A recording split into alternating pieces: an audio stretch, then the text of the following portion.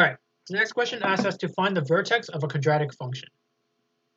Okay, so first of all, we have to define what the vertex of a quadratic function is. So our quadratic function is basically a polynomial function with the leading term having a degree of 2. So the standard form of a quadratic function is ax squared plus bx plus c, right? So there's 3 terms to this, and the leading term of our function has the degree of 2. Okay, so this is what we call a quadratic function and is a subtype of our polynomial functions. Okay, so if you were to graph a quadratic function, what you would get is what we call a parabola. Let me make the axes black. So given our axes here, a parabola takes the shape of a U, and there's 2 different orientations of our parabolas. Okay, there's the upside down U shape and the normal U shape. And the vertex is dependent on which orientation this graph takes, right? So if it is a normal U-shaped, the vertex is going to be the minimum of our quadratic function. And if it is an upside down U-shape, the vertex is going to take the maximum. So these are both what we call the vertex, okay? So vertex either can be max or min. Okay, so there are basically 2 ways of finding the vertex of a quadratic function. The first way is that I guess there's also technically 3.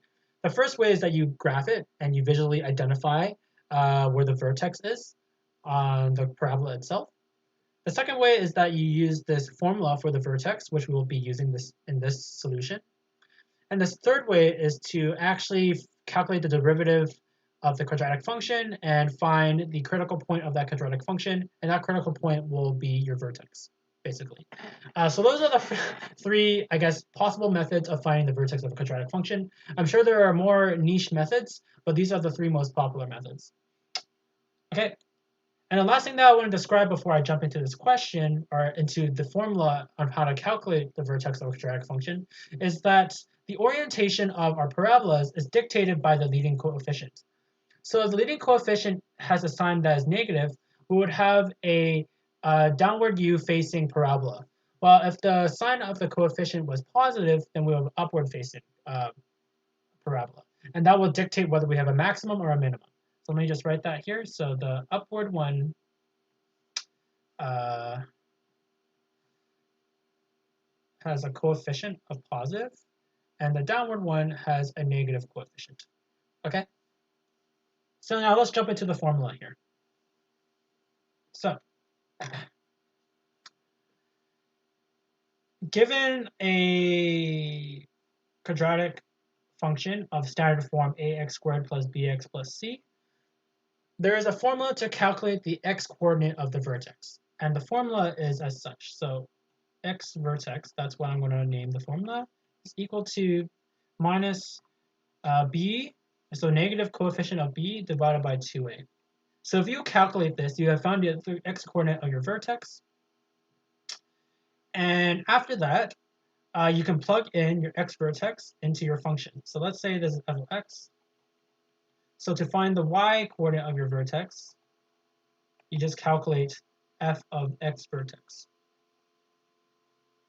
Okay, and that will be equal to x of x vertex squared plus b times x vertex plus c.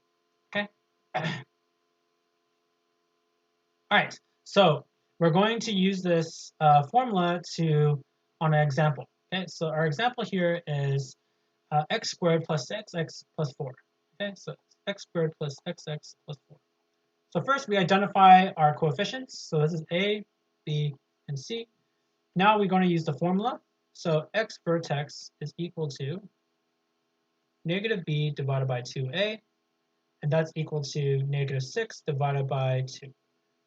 So here we know that the x-coordinate of our vertex is negative 3, and finally we're going to plug it into our function here. So f of negative 3 is equal to 9, or should write it like this first. Negative 3 squared plus 6 times negative 3 plus 4. And that's equal to 9 minus 18 plus 4. And that would equal to negative 5. Okay, so therefore, our vertex is negative 3, negative 5.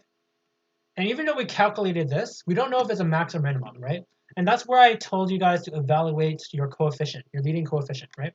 So our leading coefficient in this case is positive, so we know there's an upward-facing parabola. So that means that this is a minimum. This vertex is minimum. Okay?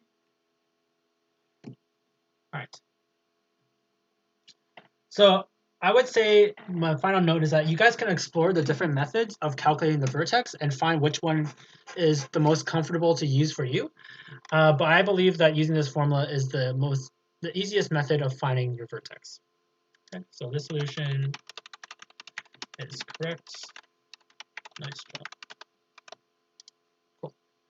All right.